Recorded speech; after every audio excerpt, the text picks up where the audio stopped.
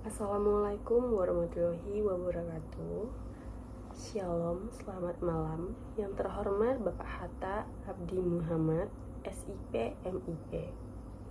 Pada malam hari ini saya akan membahas dan menjelaskan tentang dua negara, yaitu negara Yaman dan negara Belize. Yang dimana negara Yaman adalah negara yang gagal dan negara Belize adalah negara yang berhasil. Dalam video ini, saya akan menjelaskan poin-poin penting antara dua negara tersebut. Poin-poin yang akan kita bahas ialah ada 5 poin. Yang pertama ada sejarah, yang kedua sistem pemerintahan, yang ketiga budaya, yang keempat ekonomi, dan yang kelima yaitu faktor-faktor yang membuat negara tersebut berhasil dan membuat negara tersebut gagal. Baik, mari kita mulai dengan membahas sejarahnya. Dari negara Yaman terlebih dahulu. Yaman ialah sebuah negara di semenanjung Arab, kaya dan kompleks, membentang selama ribuan tahun dari kerajaan kuno yang makmur hingga masa penjajahan dan konflik modern. Negara ini telah mengalami berbagai masa pasang surut dalam perjalanannya. Dalam sejarah ini ada 3 zaman dalam negara Yaman, yaitu yang pertama seperti zaman kuno. Pada milenium 1 sebelum Masehi, kerajaan Sabah muncul di Yaman, terkenal dengan kekayaannya dan perdagangan rempah-rempah ibu kota mereka, yaitu Marib, yang dimana mereka tuh memiliki irigasi yang canggih dan menjadi pusat perdagangan penting di jalur rempah-rempah antara India dan Mediterania. Setelah keruntuhan Sabah, kerajaan Himyar menguasai Yaman dan mereka memeluk agama Kristen. Tetapi kemudian kembali ke agama pagan. Pada abad ke-6 Masehi, kerajaan Aksum dari Ethiopia menaklukkan Yaman, membawa pengaruh budaya dan agama Kristen. Yang selanjutnya ada pada zaman Islam. Pada abad ke-7 Masehi, Islam menyebar ke Yaman. Kekhalifan Umayyah menaklukkan Yaman dan memperkenalkan Islam sebagai agama dominan.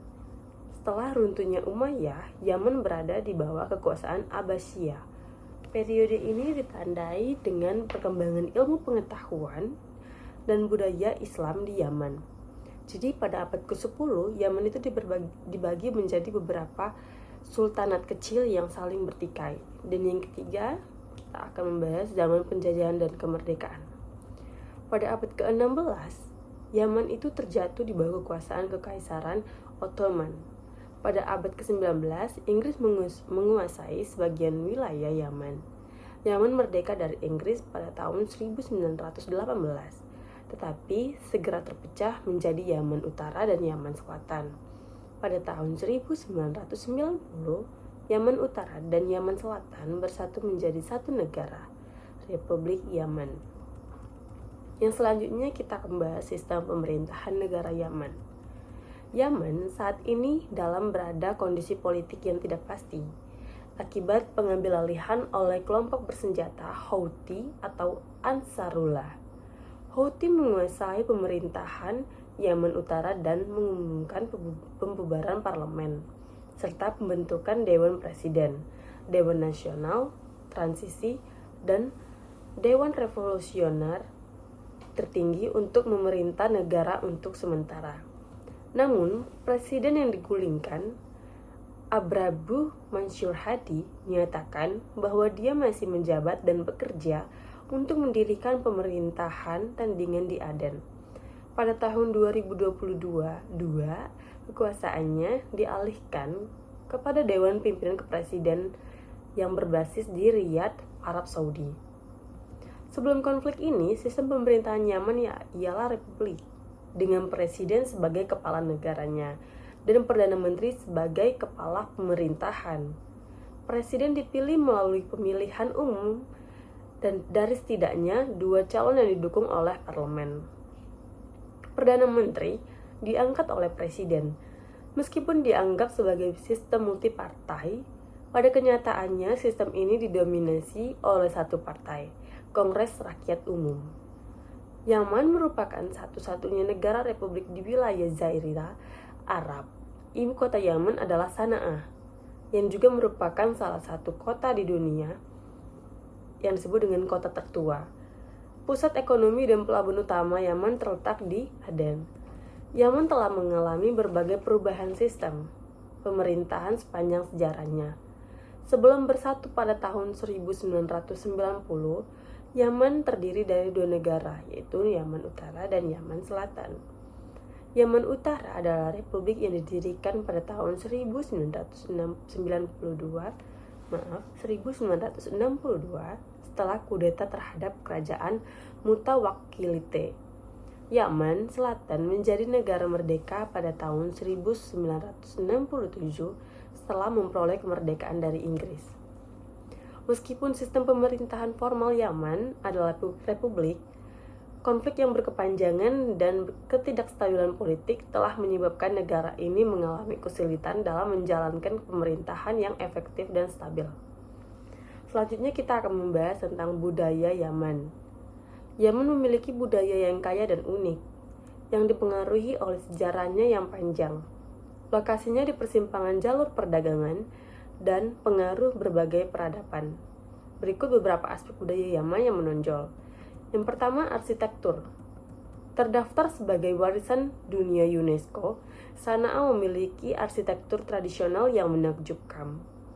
Rumah-rumah tua yang indah, dengan jendela-jendela berukir, dinding tebal, dan atap bertingkat, menciptakan pemandangan kota yang unik.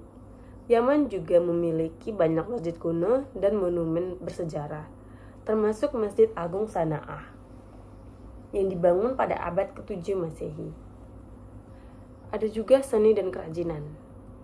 Yaman terkenal dengan kerajinan tangannya yang indah, seperti tenun kain, ukiran kayu, dan perhiasan perak. Kain tenun Yaman dengan pola dan desain yang rumit merupakan simbol budaya yang penting. Tidak hanya kerajinan tangan juga, Yaman memiliki kesenian musik dan tari. Yaman kaya dengan ritme dan melodi yang khas. Alat musik tradisional seperti rebab, oud, dan daf digunakan dalam berbagai bentuk musik, dari musik rakyat hingga musik klasik. Yang selanjutnya ada tradisi dan upacara. Rakyat Yaman dikenal dengan keramahan dan hospitalitas mereka. Tamu selalu diterima dengan hangat dan dijamu dengan hidangan tradisional. Dalam upacara pernikahan di Yaman merupakan acara yang meriah dan melibatkan keluarga dan komunitas. Yang selanjutnya ada masakan. Yaman terkenal dengan penggunaan rempah-rempah seperti jinten, ketumbar, dan kayu manis. Hidangan populer termasuk mandi, yaitu seperti nama lainnya, nasi dengan daging dan sayuran. Tidak hanya itu, ada juga namanya fasha, hidangan daging dan sayuran yang dimasak dalam oven tanah liat. Yaman juga memiliki kopi terkenal di seluruh dunia, yaitu kopi Arabica yang ditanam di pegunungan Yaman, yang dimana memiliki rasa yang unik dan aroma yang khas.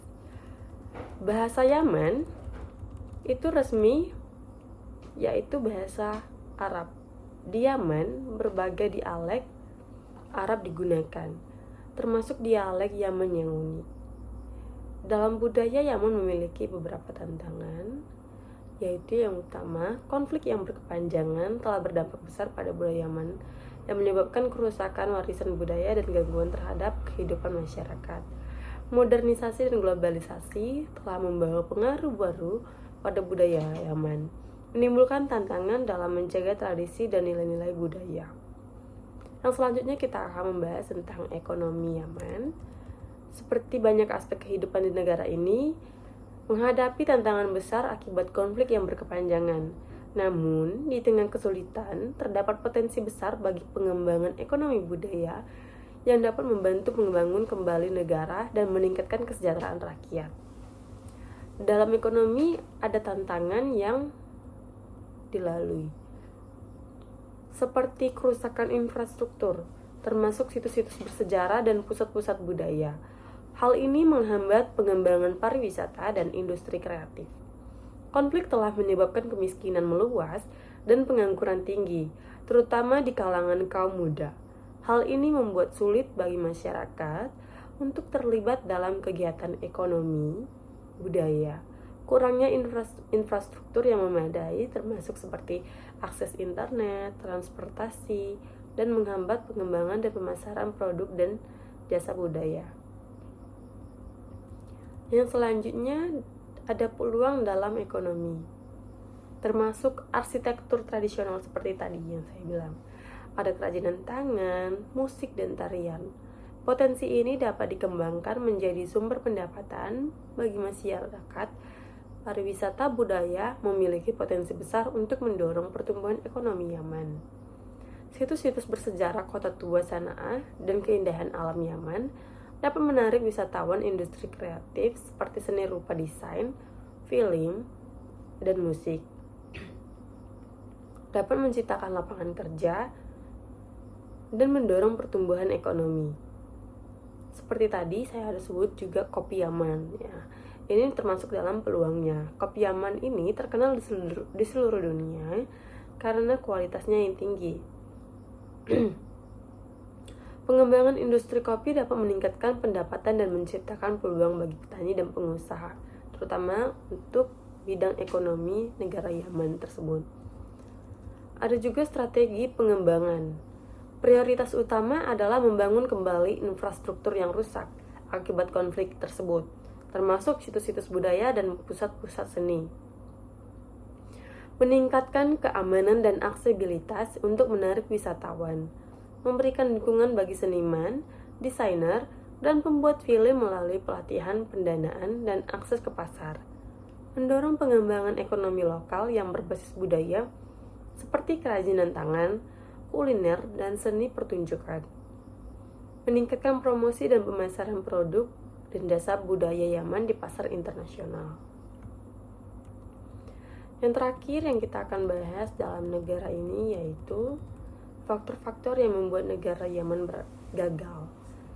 Yaman ialah negara dengan sejarah yang kaya dan budaya yang unik, telah mengalami masa-masa sulit dalam beberapa dekade terakhir. Konflik yang berkepanjangan seperti kemiskinan dan berbagai faktor-faktor lainnya telah menyebabkan negara ini mengalami ketidakstabilan dan kesulitan dalam mencapai kemajuan. Berikut kita akan membahas beberapa faktor yang membuat negara Yaman gagal, yaitu ada faktor politik dan sosial. Konflik bersenjata antara pemerintah dan Houthi telah berlangsung sejak 2014, menyebabkan kerusakan infrastruktur, hilangnya nyawa, dan pengungsian massal. Konflik ini telah menghambat upaya pembangunan dan menciptakan siklus kekerasan yang sulit dihentikan. Yaman telah mengalami ketidakstabilan politik yang berkepanjangan dengan berbagai kelompok politik bersaing untuk mendapatkan kekuasaan. Kurangnya konsensus dan pemerintahan yang kuat telah menghambat upaya pembangunan dan reformasi. Korupsi telah menjadi masalah serius di Yaman dengan menjabat pemerintah yang menyalahgunakan kekuasaan untuk keuntungan pribadi. Korupsi telah menghambat penggunaan sumber daya yang efektif dan menyebabkan ketidakpercayaan terhadap pemerintah. Perbedaan sekretariat antara sekelompok Sunni dan Syiah telah menjadi faktor utama dalam konflik di Yaman. Perbedaan ini telah menyebabkan perpecahan sosial dan politik dan menghambat upaya perdamaian. Rasa nasionalisme dan persatuan nasional yang lemah telah menghambat upaya untuk membangun negara yang stabil dan bersatu. Yang selanjutnya ada faktor ekonomi. Tingkat kemiskinan di Yaman sangat tinggi dan konflik telah memperburuk situasi ini. Pengangguran, terutama di kalangan kaum muda, telah menyebabkan ketidakpuasan dan ketidakstabilan sosial. Konflik telah menyebabkan kerusakan infrastruktur yang meluas, termasuk seperti jalan raya, jembatan, dan fasilitas kesehatan. Hal ini menghambat pertumbuhan ekonomi dan akses terhadap layanan dasar. Yaman sangat bergantung pada bantuan luar negeri yang telah menyebabkan ketergantungan dan kurangnya keberlanjutan dalam pembangunan ekonomi. Yang selanjutnya ada faktor lingkungan. Yaman menghadapi kekurangan air yang serius yang diperparah oleh konflik dan perubahan iklim. Kekurangan air telah menyebabkan konflik antara kelompok dan menghambat produksi pangan. Yaman rentan terhadap dampak perubahan iklim seperti kekeringan dan banjir. Hal ini akan mengancam ketahanan pangan dan keamanan air dalam negara Yaman tersebut. Kegagalan Yaman ini disebabkan oleh kombinasi faktor kompleks yang saling terkait. Konflik, ketidakstabilan politik, korupsi, kemiskinan, dan masalah lingkungan yang telah menciptakan siklus kemiskinan, kekerasan, dan ketidakstabilan yang sulit untuk diatasi. Dan untuk mengatasi kegagalan Yaman tersebut diperlukan solusi komprehensif yang mencakup penyelesaian konflik, reformasi politik, pembangunan ekonomi, dan pengelolaan sumber daya yang berkelanjutan. Penting untuk dicatat bahwa kegagalan suatu negara adalah proses yang kompleks dan tidak ada satu faktor tunggal yang dapat disalahkan. Namun, dengan memahami faktor-faktor yang berkontribusi pada kegagalan Yaman, kita dapat memperoleh wawasan untuk mengatasi tantangan yang dihadapi negara ini dan membantu membangun masa depan yang lebih baik. Sekian penjelasan saya untuk negara Yaman yang gagal. Yang selanjutnya akan kita bahas negara Belize, yaitu negara yang berhasil. Kita akan membahas tentang sejarahnya terlebih dahulu. Belize adalah negara kecil di Amerika Tengah, memiliki sejarah yang kaya dan beragam, yang mana ia diwarnai oleh peradaban Maya kuno, penjajahan Inggris, dan perjuangan panjang untuk kemerdekaan. Sisa-sisa peradaban Maya seperti situs-situs arkeologis Karakol dan Sunatunit menjadi saksi bisu kehidupan dan budaya yang maju di wilayah tersebut. Pada abad ke-17, Inggris mendirikan pemukiman di Belize. Awalnya untuk menebang kayu. Perdagangan budak berkembang dan konflik dengan Spanyol berlangsung selama abad. Akhirnya Inggris memperoleh kendali penuh dengan Spanyol berlangsung selama berabad-abad. Gerakan kemerdekaan mulai berkembang. Dan setelah perundingan panjang dengan Inggris, Belize akhirnya memperoleh kemerdekaan pada 21 September 1981. Meskipun menghadapi tantangan seperti kemiskinan dan perselisihan perbatasan dengan Guatemala, dan Belize terus membangun masa depan yang stabil dan berkelanjutan. Yang selanjutnya kita akan membahas tentang sistem pemerintahannya. Belize menganut sistem pemerintahan parlementer dengan sistem multipartai. Kepala negara adalah Ratu Elizabeth II yang diwakili oleh Gubernur Jenderal. Kekuasaan eksekutif dipegang oleh Perdana Menteri yang dipilih dari anggota parlemen yang terpilih. Parlemen Belize terdiri dari Majelis Nasional yang memiliki 31 anggota yang dipilih secara langsung dan Senat yang memiliki 12 anggota yang ditunjuk. Sistem peradilan Belize didasarkan pada hukum Inggris. Sistem pemerintahan Belize menekankan pada demokrasi dan kedaulatan rakyat dengan pemilihan umum diadakan secara berkala.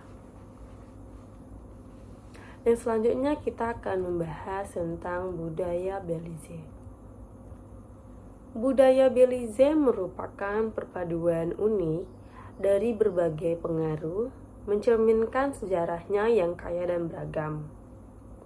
Sebagai bekas jajahan Inggris, bahasa Inggris menjadi bahasa resmi negara Belize. Namun, bahasa Kriol yang merupakan bahasa campuran Inggris dan Afrika juga banyak digunakan dalam hal ini.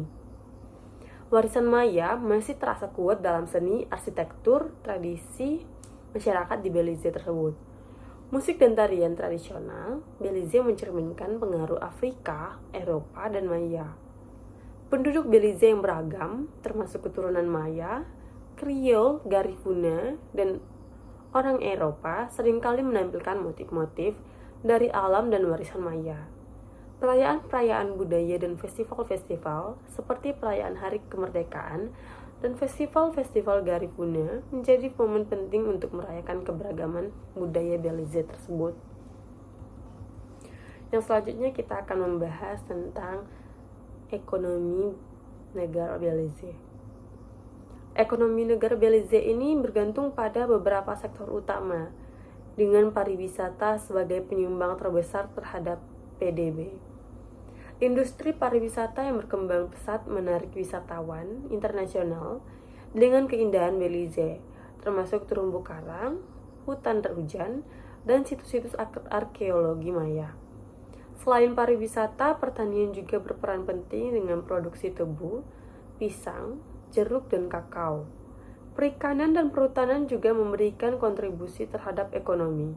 Namun, Belize juga menghadapi tantangan ekonomi, termasuk ketergantungan pada beberapa sektor utama, kerentanan terhadap bencana alam, dan ketidaksetaraan pendapatan. Upaya diversifikasi ekonomi dan peningkatan infrastruktur sedang dilakukan untuk meningkatkan pertumbuhan ekonomi yang berkelanjutan dan mengurangi kemiskinan.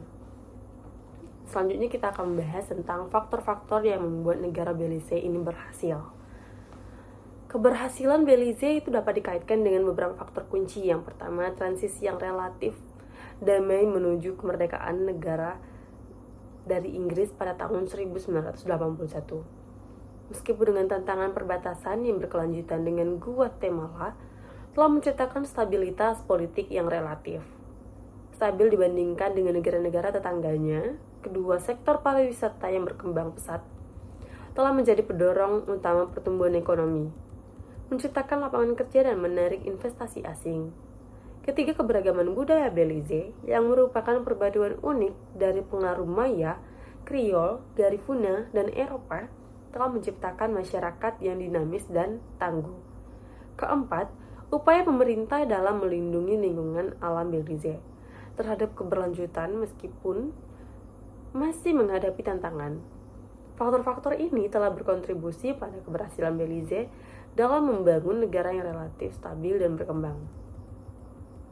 Yaman dan Belize, meskipun terletak di wilayah geografis yang sama, memiliki pengalaman yang sangat berbeda dalam membangun negara. Yaman yang pernah menjadi republik dengan sistem multipartai telah jatuh dalam jurang kegagalan negara akibat konflik yang berkepanjangan, ketidakstabilan politik, dan korupsi yang merajalela. Kurangnya konsensus nasional dan perbedaan sektarian telah memperparah konflik dan menghambat upaya pembangunan. Di sisi lain, Belize telah berhasil membangun negara yang relatif stabil dan berkembang, meskipun menghadapi tantangan perbatasan dengan Guatemala. Sistem pemerintahan parlementer dan multipartai di Belize telah menciptakan stabilitas politik, sementara fokus pada sektor pariwisata dan pelestarian lingkungan telah mendorong pertumbuhan ekonomi dan menarik investasi asing. Perbedaan ini menunjukkan bahwa faktor-faktor seperti stabilitas politik, pemerintahan yang baik, dan keberlanjutan sangat penting untuk membangun negara yang berhasil tersebut. Yaman dapat belajar dari keberhasilan Belize dalam membangun konsensus nasional, mengelola konflik, dan memprioritaskan pembangunan ekonomi yang berkelanjutan. Baik, sekian penjelasan saya tentang negara Yaman yang gagal dan negara Belize yang berhasil. Terima kasih saya ucapkan kepada Bapak Hatta Abdi Muhammad SIP MIP telah menonton video saya untuk memenuhi nilai UAS mata kuliah Politik Representasi.